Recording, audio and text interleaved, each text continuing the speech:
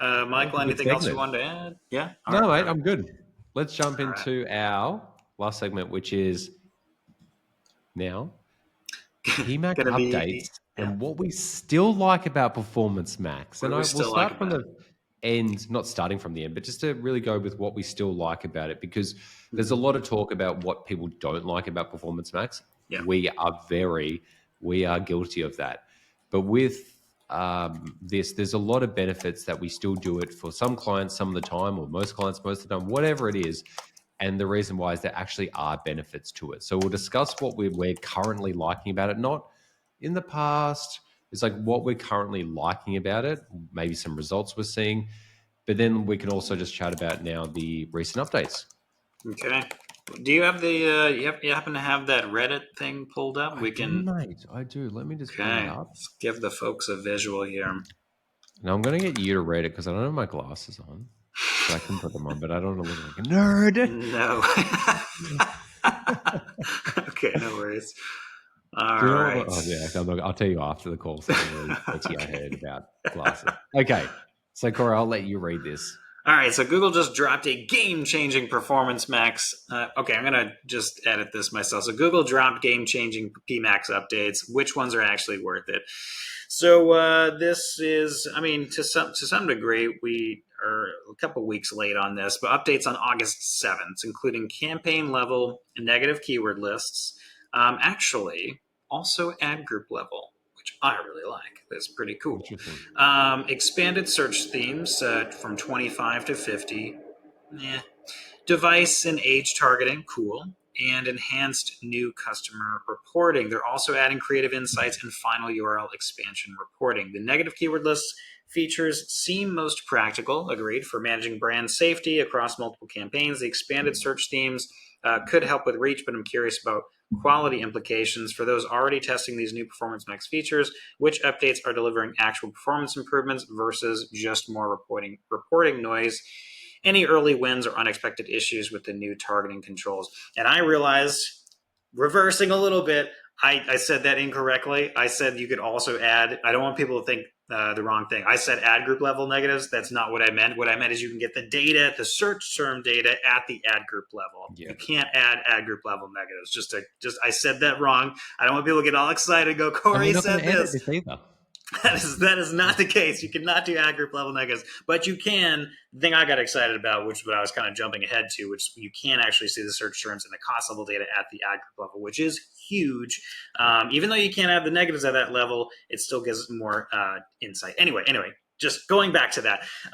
Okay, so what are the big ones here? I mean, I think the search themes 25 to 50 is kind of like whatever. I mean, search themes are great. I haven't seen enough evidence to support that using them is going to dramatically improve performance. Again, it's sort of just like a hint to Google, like this is generally what we want to be going after. Obviously, best practice is to just use them, because why not?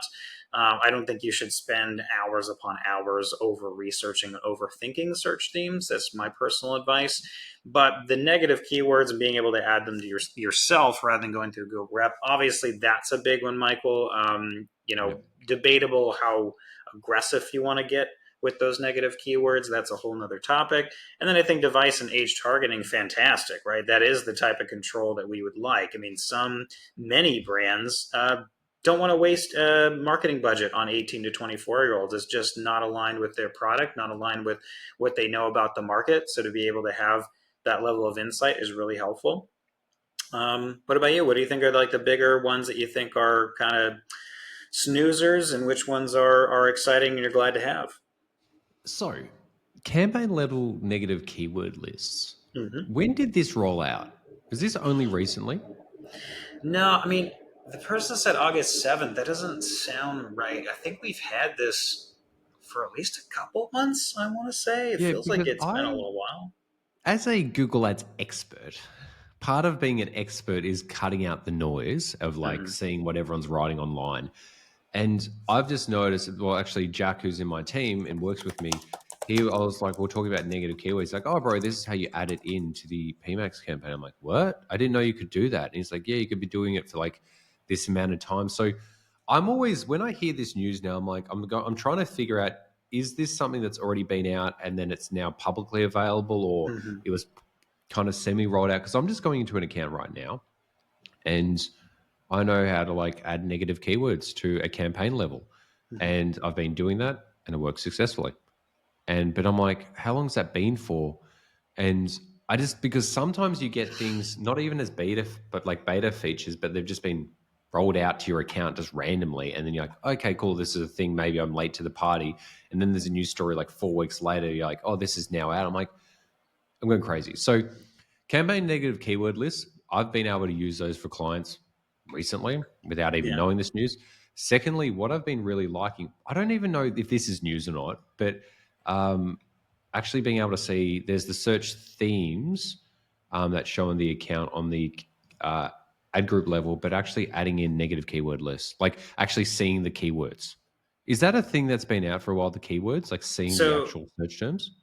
yeah, well, hold on, real quick, because I'm thinking We're back and going I'm around like, the wait, block. I think it was January. It was like January of this year that we've had this, so it's not like a brand like the campaign Okay. level negatives. It's been a long time. I was thinking a couple of months, but I was like, time's flying. I think it's been a lot longer than that, and the documentation doesn't give the exact date. I'm sure I could find the press releases, but I'm seeing articles that do, yeah, exactly, January 2025. So these have been out for a while. This isn't Yeah. necessarily like a brand new thing, but again, we're just pulling up the Reddit article and reading it Yeah.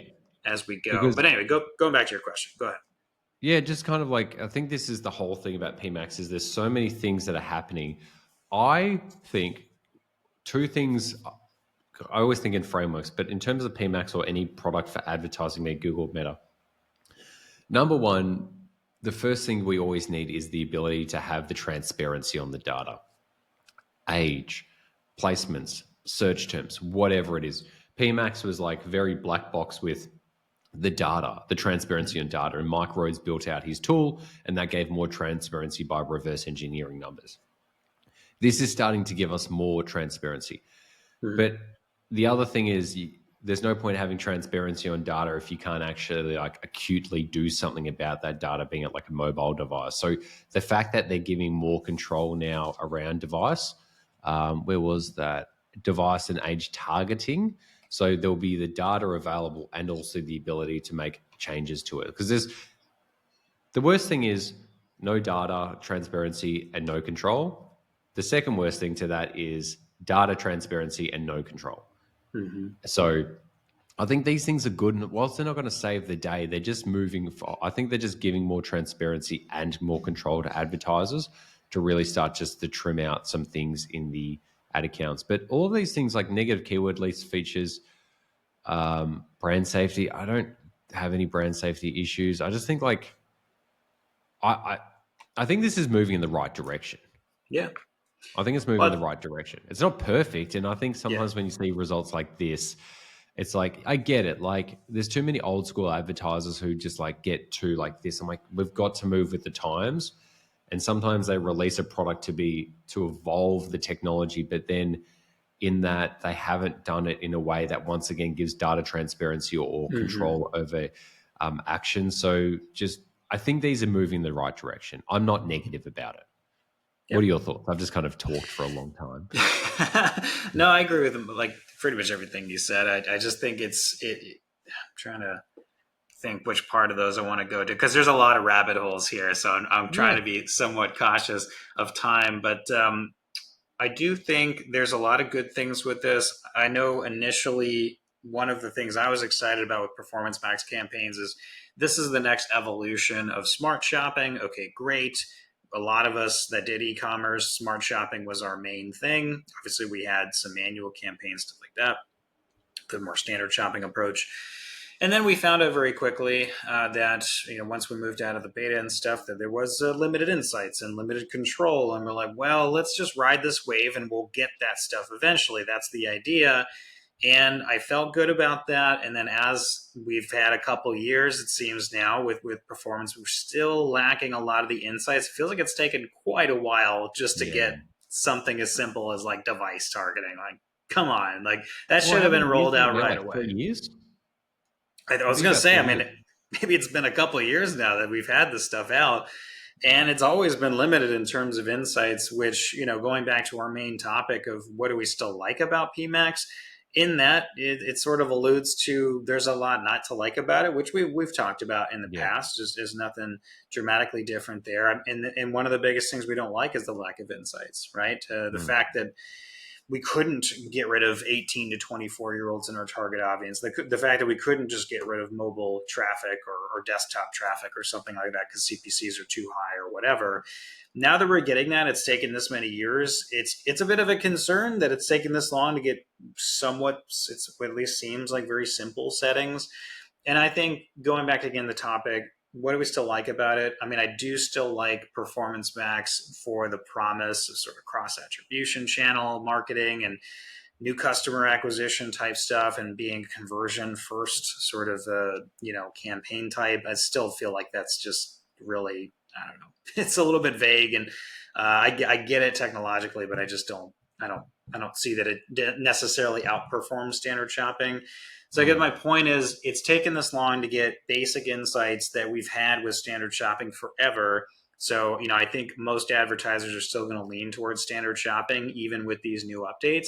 And I can't say that they're wrong. I think that standard shopping is still going to give you the insights and the control that advanced advertisers, and honestly, most advertisers should want. It doesn't mean don't do Performance Max, but Yeah.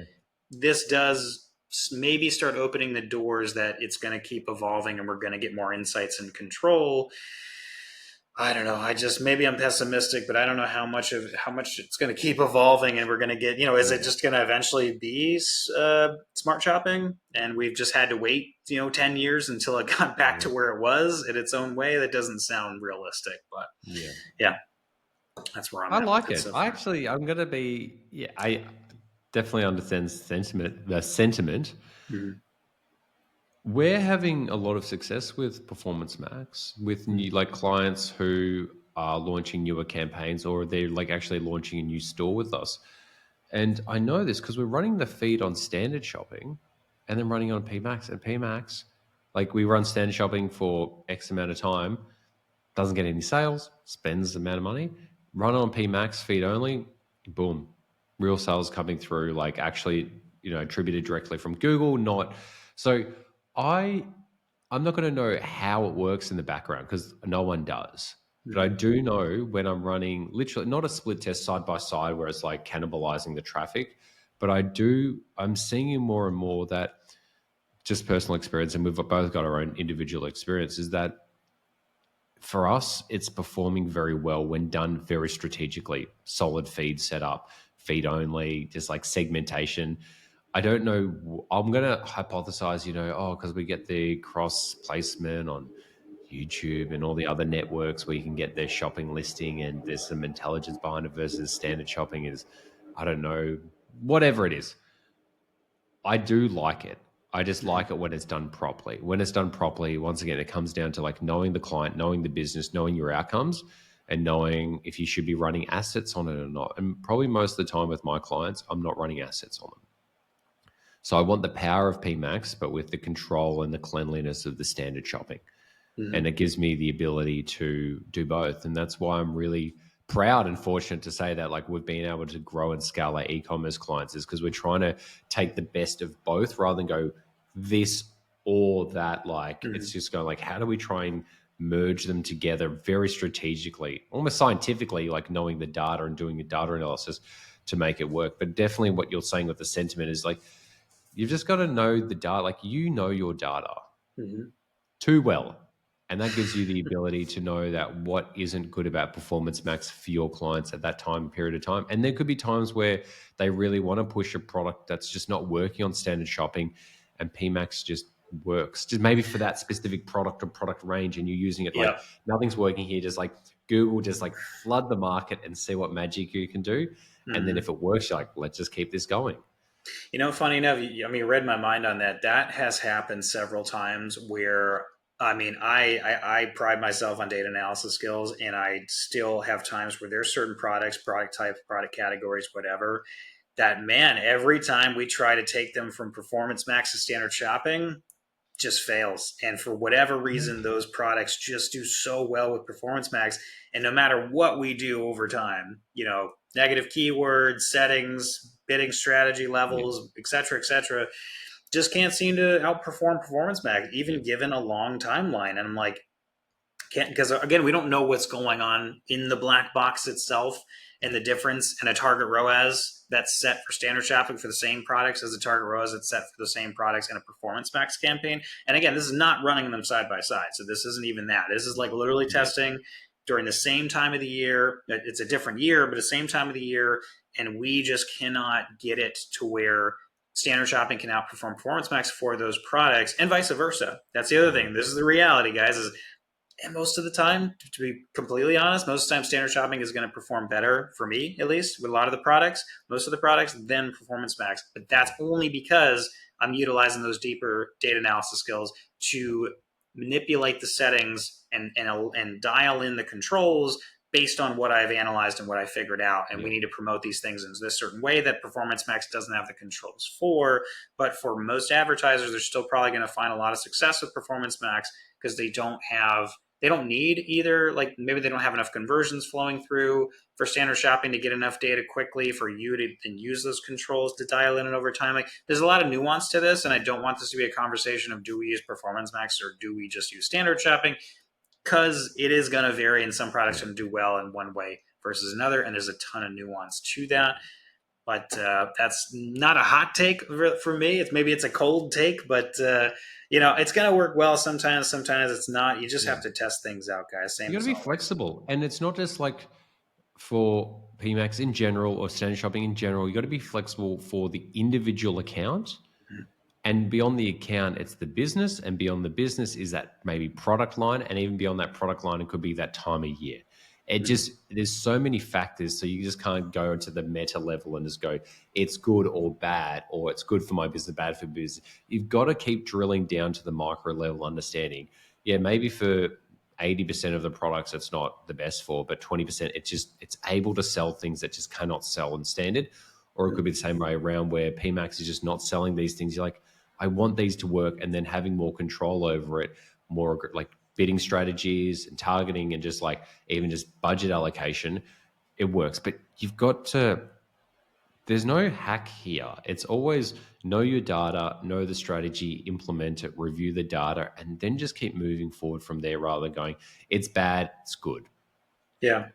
One thing I've noticed, and I don't know if you guys have noticed this in MarketLead as well, but when you use Performance Max, it tends to figure out intent quicker of search terms. Like the search term universe, even with the same smart bidding strategy and the same target levels, it tends to like figure out the intent behind the search terms much faster in some cases than a standard shopping campaign. And maybe that speaks to something that's going on behind the scenes. And believe me, guys, I've tested this extensively across different accounts, different sizes, different industries.